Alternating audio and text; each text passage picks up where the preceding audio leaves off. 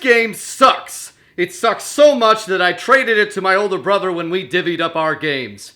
Yeah, I lied. I knew it. But everyone says it's great.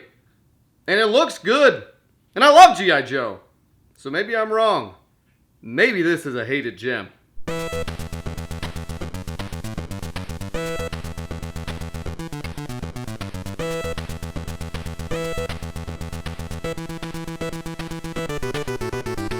So growing up, I loved G.I. Joe, especially the toys. My older brother had all the machines and the action figures, and I took all of them from him. And I still have a lot of them to this day, although they're not in great shape, because those rubber bands are very finicky.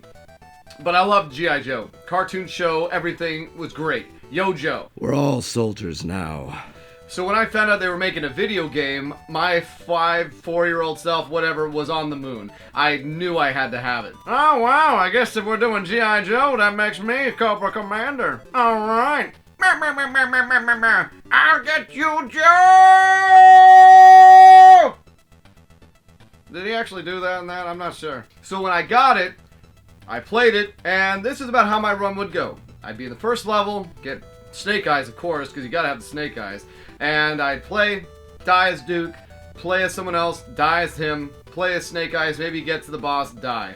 Yeah, that was it. I don't even think I knew how to switch to the weapon, which when I started my playthrough of this game, I didn't know how to switch to the weapon again.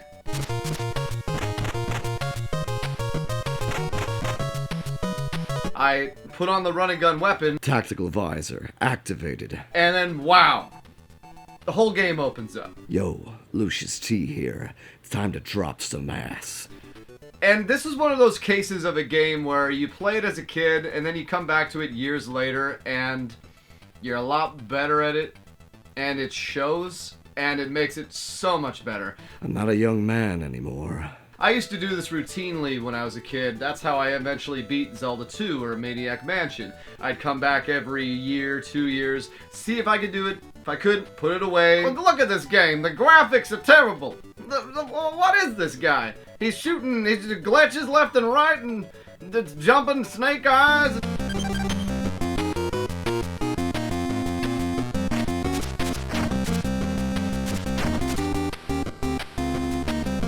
I wanted to like it because everyone says how great it is, and I really, really enjoyed it. First of all, like Teenage Mutant Ninja Turtles, I probably didn't know you could switch your Joe. So you have 3 Joes, you start the mission, there's 5 missions, and then there's a 6th mission where you get to play as the Captain Hawk, and he's overpowered as hell and awesome. But you have Duke, Snake Eyes, Blizzard, Gridiron, Rock and Roll. Shouldn't you be dead? And each one of those I wasn't a big fan of, except for Snake Eyes. I mean, I loved Shipwreck. I liked a lot of the Vipers and the Cobra Commanders. But anyways, so you get to play as them. Each one of them has their own different stats. So Snake Eyes can jump higher. Blizzard can shoot through walls. Gridiron has his football cannon. Rock and Roll has the most powerful weapon, but its stamina is garbage. Duke is kind of the Mario. He's all around good. Each one of them has their own primary mission that constitutes of 3 different stages. First stage being entering the base, second stage being planting depth charges, third stage being escaping and killing the commander of the base. And the first stage is the Amazon. You have one in the snow, one in the desert, one in New York City. And I had a blast with this game. I really have nothing wrong to say with it. It's NES hard. It's just right. The platforming's good. The controls are tight. There's no stickiness. I felt like I could control everything really well. The only thing that was a little bit issue as far as controls go was the rolling brain thing that was impossible to control and would lead you along a line, and sometimes I would just fall to my death.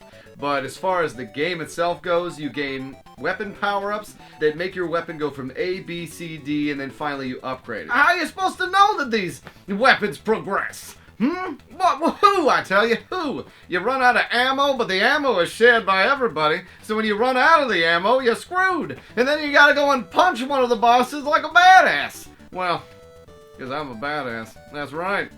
That's right.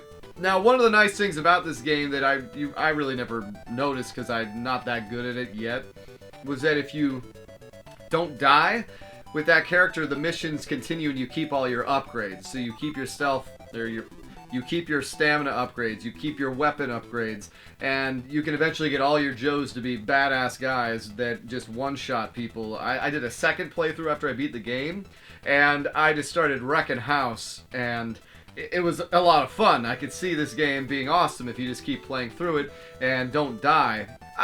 You're right. This game is great. There's nothing I can say about it. It even has wonderful, wonderful Snake Eyes, which I love me some Snake Eyes. Alright. This right here, clearly a gem. Easily a gem. I was missing out. Easily missing out all those years. What do you think, British version of me? Me. There's no PvP, though. Well, that's right, there is no PvP. Hey, there's no PvP! How you supposed to PvP, mate? There's a password system in the game that's easy to use, and it's just a very, very good game. I want to play the sequel now because I can't believe that. I mean, it makes sense. It's a hard game for a kid, much like Werewolf, which Werewolf still is garbage. This game is great.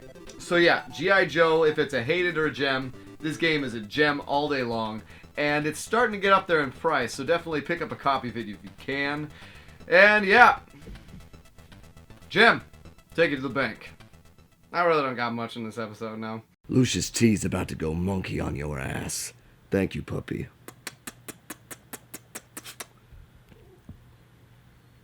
I'm not a young man anymore.